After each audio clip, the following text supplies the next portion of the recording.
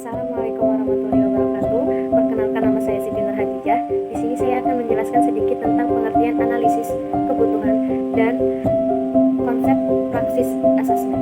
Pertama-tama saya akan menjelaskan tentang pengertian analisis kebutuhan.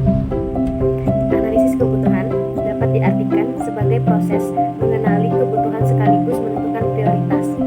Analisis kebutuhan adalah suatu cara untuk metode mengetahui perbedaan antara kondisi yang diinginkan seharusnya atau diharapkan dengan kondisi yang ada.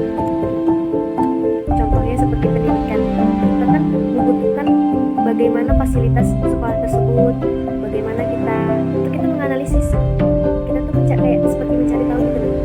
Aduh, gimana sih sekolah itu enak apa enggak ya, fasilitasnya cukup apa enggak ya, atau ekstrakurikulernya cukup apa enggak ya, atau juga mungkin ya sepengetahuan saya seperti itu kan. Analisis kebutuhan itu kan kebutuhan kita ya, untuk kedepannya bagaimana, untuk kenyamanan kita bagaimana.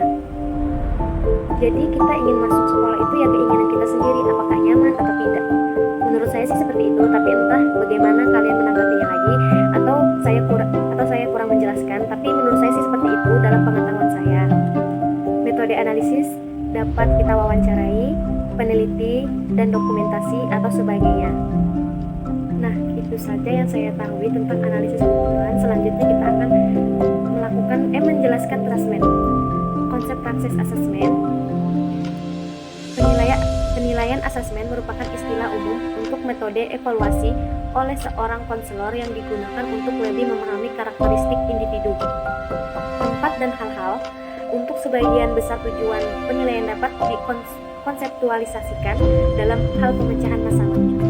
Asesmen sebagai metode sistematis untuk memperoleh informasi dari tes dan sumber-sumber lain, dan digunakan untuk memperoleh informasi untuk menggambarkan kesimpulan tentang karakteristik orang, benda, atau program.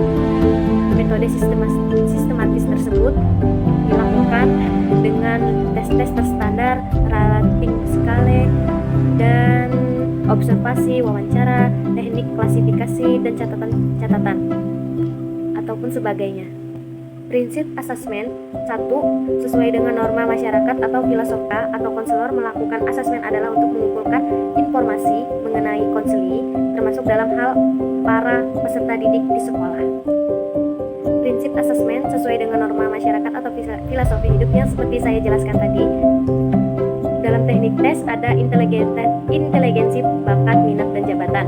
Teknik non-tes ada observasi, wawancara, skala sikap, angket, studi kasus, catatan insidental, sosiometri, inventory kepribadian, inventory tugas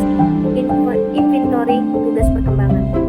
Prosedur asesmen, identifikasi masalah, memilih dan mengimplementasikan metode asesmen, mengevaluasi informasi asesmen, laporan hasil asesmen, dan pembuatan rekomendasi.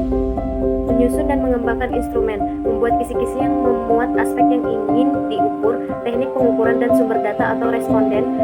Yang kedua ada berpedoman pada kisi-kisi tersebut, maka disusunlah pernyataan-pernyataan. Pelaksanaan asesmen ada kelengkapan data, relevansi data, keakuratan data, keaktivitas penggunaan data. Terakhir analisis mengkonsumsi hasil asesmen. Bentuk komunikasi dengan menyampaikan laporan hasil asesmen kepada peserta didik, orang tua, guru kelas, tenaga pendidikan. Penyampaian dapat melalui sisi individual, tatap muka, atau sisi kelompok ataupun tertulis, seperti kita berdiskusi kelompok atau yang seperti saya bilang tadi. Oke, baiklah, terima kasih. Mohon maaf jika ada salah kata karena durasinya sebenarnya sedikit banget. Jadi penjelasan cuma pengertian, contoh itu juga kurang jelas sih. Mohon maaf jika ada salah kata-kata, dan terima kasih banyak udah buat nonton.